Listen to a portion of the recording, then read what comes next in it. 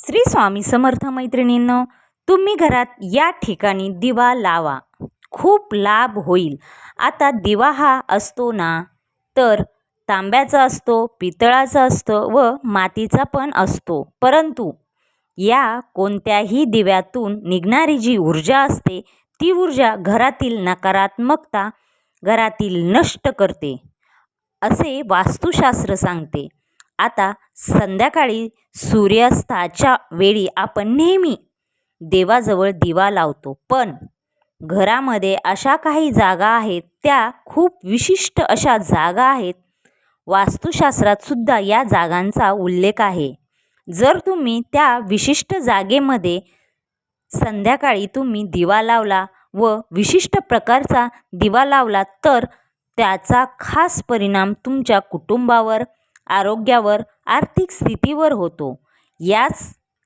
याचा आपल्याला अनुभव घेण्यास हरकत नाही.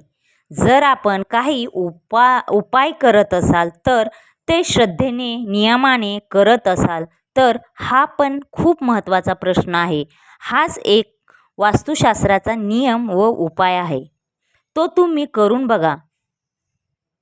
उपाय काय आहे, तर तुमच्या घराच्या मुख्य प्रवेशद्वार आहे, म्हणजेच घराचा मुख्य दरवाजा हा फक्त आपला येण्या जाण्याचा दरवाजा नसून दरवाजातून आपल्या घरात लक्ष्मी येते. घराच्या मुख्य दरवाजाच्या बाहेर आपल्याला उजव्या बाजूला, घराच्या मुख्य दरवाजाच्या बाहेर उजव्या बाजूला गाईच्या तुपाचा किंवा मोहरीच्या तेलाचा किंवा गाईच्या तुपाचा पण चालेल, व गाईच्या तुपाचा आपल्याला जो दिवा आहे, तो आपल्याला घराच्या मुख्य दरवाजाच्या बाहेर उजव्या साईडला लावायचा आहे. किंवा मोहरीचं पण तेलाचा दिवा तुम्ही दरवाजाच्या बाहेर उजव्या बाजूला लावू शकताय. तुम्हाला जमेल जे असेल, तुपाचा किंवा मोहरीचा दिवा तुम्ही आपल्या दरवाजाच्या बाहेर उजव्या साईडला लावायचा आहे. दोन्हीपैकी कोणताही दिवा तेल असेल तर त्याचा तुम्ही लावला तरी हरकत नाही.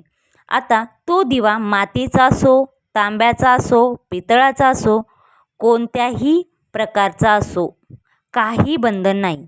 यामुळे काय होते, वास्तुशास्त्रानुसार घरातील नकारात्मक ऊर्जा आहे ती नष्ट होते किंवा नकारात्मक ऊर्जा घरात प्रवेश करत नाही. का तर आपण जो दिवा आहे तो मुख्य दरवाजाच्या बाहेरच्या बाजूला उजव्या साईडला लावलेला आहे. त्याच्यामध्ये इतकी शक्ती असते की जी नकारात्मक ऊर्जा आहे ती नष्ट होते किंवा नकारात्मक ऊर्जा घरात प्रवेश करत नाही. आणि राहू केतूच्या संबंधित काही दोष असतील तर ते सुद्धा दूर होतात.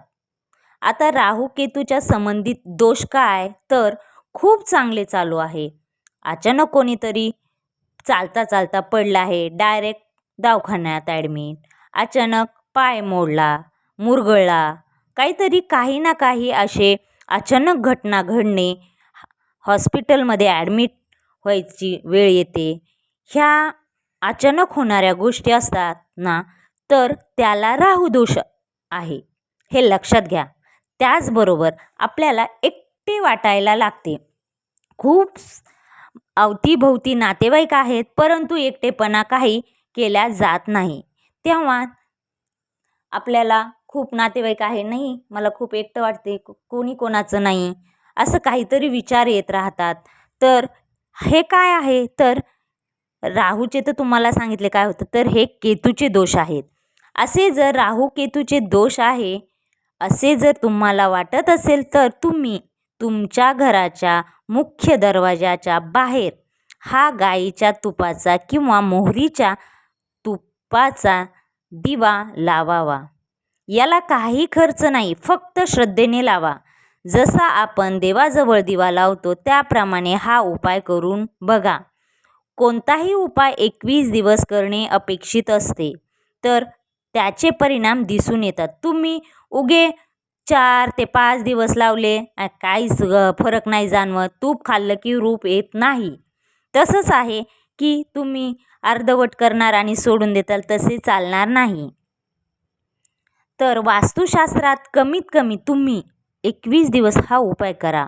आता यानंतरचा दुसरा जो उपाय आहे तो म्हणजे घरातील दुसरी जागा जिथे दिवा लावायचा आहे तो म्हणजे तुळशीला माता लक्ष्मीचे रूप मानले जाते आपल्या हिंदू धर्मामध्ये. तर संध्याकाळच्या वेळी तुम्ही तुळशीपाशी दिवा लावणे हे बऱ्याच घरात चालू आहे.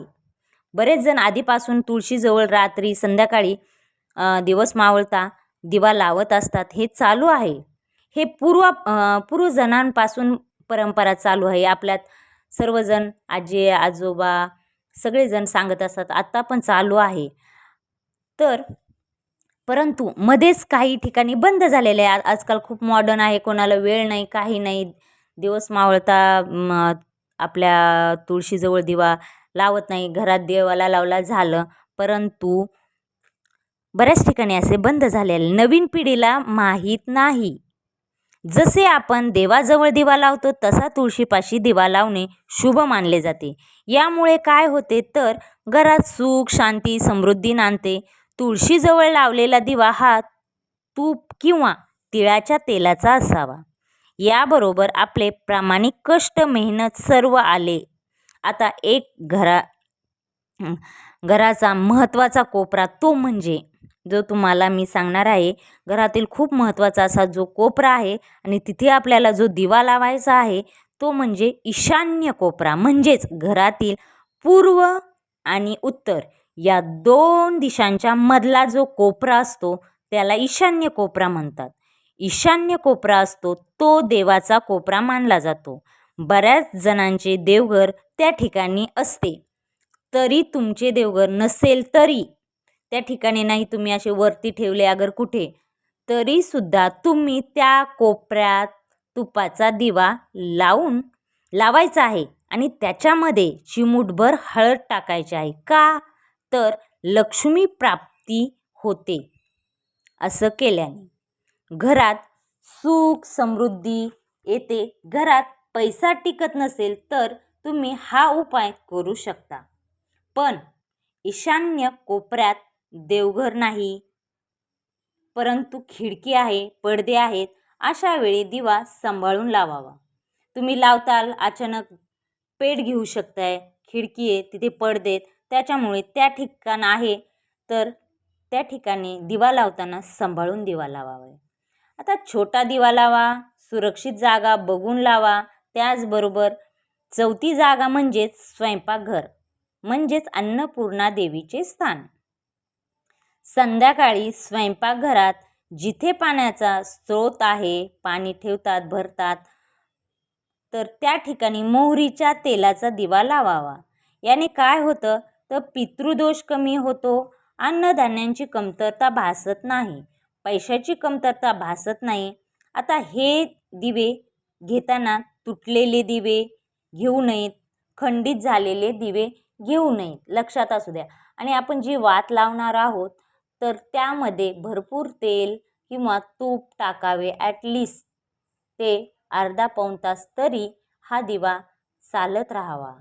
मध्येच तो विझू नये याची दक्षता घ्यावी. खूप हवा आहे आणि हवे ठिकाणी तुम्ही असा लावलाय असं करू नये. त्याचं तोंड पूर्व दिशेला करावं. अशा प्रकारे आपण जो दिवा लावणार आहोत त्याची जे तुम्हाला 4 मी दिशा सांगितलेल्या आहेत तर त्या तुम्ही व्यवस्थित लक्षात घ्या की त्या ठिकाणी तो दिवा लावायचा आहे. तर त्याची जी आपली वात आहे ती पूर्व दिशेला करायची आहे. ईशान्य जागा सांगितली आहे त्या ठिकाणी आपल्याला लावायचं आहे. बाहेरचा दरवाजा आहे त्याच्या उजव्या साईडला लावायचा आहे तुपाचा, किंवा तुम्हाला मी सांगितले जास्तीत जास्त गाईच्या तुपाचाच दिवा लावावा. त्याचबरोबर आपण तुळशी मातेसमोर दिवा लावायचा आहे. अशा प्रकारे तुम्ही हे दिवे लावायचे आहेत आणि तुम्ही हे दिवे लावल्यानंतर याचा जो फायदा आहे तो तुम्हाला लवकरच जाणवणार आहे. आणि नक्की तुम्ही मला कमेंट्समध्ये नक्की सांगा त्याचा काय अनुभव आला. अशा प्रकारे तुम्हाला माझा हा व्हिडिओ आवडला असेल तर नक्की लाईक करा, शेअर करा, सबस्क्राईब करा आणि बेल आयकॉन बटन प्रेस करायला विसरू नका नवीन व्हिडिओसाठी, नवीन माहितीसाठी. तर कमेंट्स बॉक्समध्ये नक्की लिहा श्री स्वामी समर्थ, श्री स्वामी समर्थ.